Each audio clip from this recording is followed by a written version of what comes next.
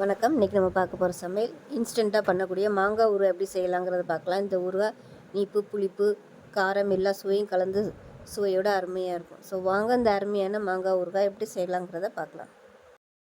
இப்போ ஒரு கடாயை எடுத்துக்கலாம். இதில் பார்த்திங்கன்னா நல்லா 1 டீஸ்பூன் போல் வெந்தயம் சேர்த்துக்கலாம். 1 டீஸ்பூன் கடுகு சேர்த்துக்கலாம்.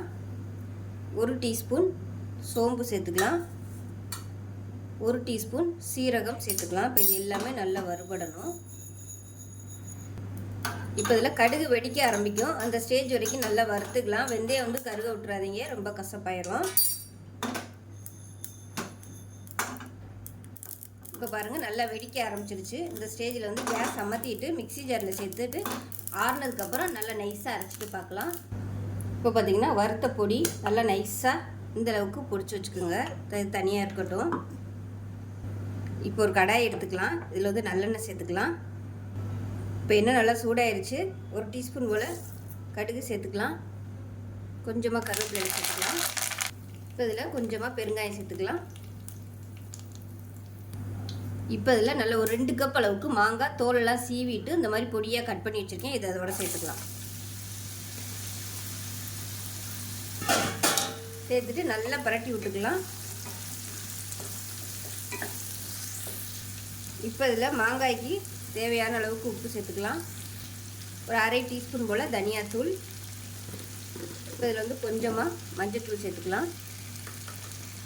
1/4 டீஸ்பூன் போல் மஞ்சத்தூள். வறுத்து வச்சுருந்த பொடியிலேருந்து நல்லா ஒரு 2 டீஸ்பூன் அளவுக்கு சேர்த்துக்கலாம். சேர்த்துட்டு நல்லா பரட்டிக்கலாம். இப்போ இதில் காரத்துக்கு ஏற்ற மாதிரி மிளகாத்தூள் சேர்த்துக்கலாம். நான் வந்து 2 டீஸ்பூன் சாதாரண மிளகாத்தூள், 1/2 டீஸ்பூன் காஷ்மீரி மிளகாத்தூள் சேர்த்துக்கிறேன். இப்போ எல்லாமே நம்ம சேர்த்துட்டோம். இது நல்லா அந்த சூட்லேயே வந்து பரட்டி விட்டுக்கலாம். 2 விதமாகவும் பண்ணலாம். இந்த மாதிரி எண்ணெய் சூடு பண்ணி எல்லாத்தையும் மசாலா எல்லாத்தையும் சேர்த்துட்டு மாங்காய் வந்து லேசாக 1/2 வேக்காடு வெந்த மாதிரியும் வச்சுக்கலாம் ஊறுகாய். அப்படி இல்லைன்னா மசாலா எல்லாத்தையுமே மாங்காயில் கலந்துட்டு எண்ணெய் காய வச்சு கடுகு பெருங்காயம் போட்டு கருவேப்பிலை போட்டு தாளித்து அப்படியே அந்த மாங்காயில் கொட்டி அந்த மாதிரியும் ஊறுகாய் வந்து நீங்கள் செஞ்சுக்கலாம். இப்படியும் செஞ்சுக்கலாம். இது வந்து நல்லா சாஃப்டாக இருக்கும். அது வந்து கொஞ்சம் நரிச்சுன்னு இருக்க மாதிரி இருக்கும். எது பிடிக்குமோ நீங்கள் அதுக்கு தகுந்த மாதிரி பண்ணிக்கோங்க. இப்போ இதில் கொஞ்சமாக நாட்டு சர்க்கரை சேர்த்துக்கலாம். இது வந்து இனிப்பு, புளிப்பு, காரம் எல்லாம் சேர்ந்து சூப்பராக இருக்கும் டேஸ்ட்டு.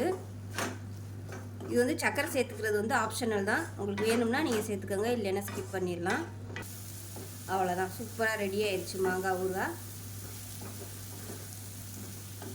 ஸோ டக்குன்னு செஞ்சிட்டோம். இந்த பொடி வந்து நம்ம ரெடியாக வச்சுக்கிட்டோம்னா எப்போ தேவையோ அப்போதைக்கு நம்ம வந்து செஞ்சுக்கலாம். சூப்பராக இருக்கும்.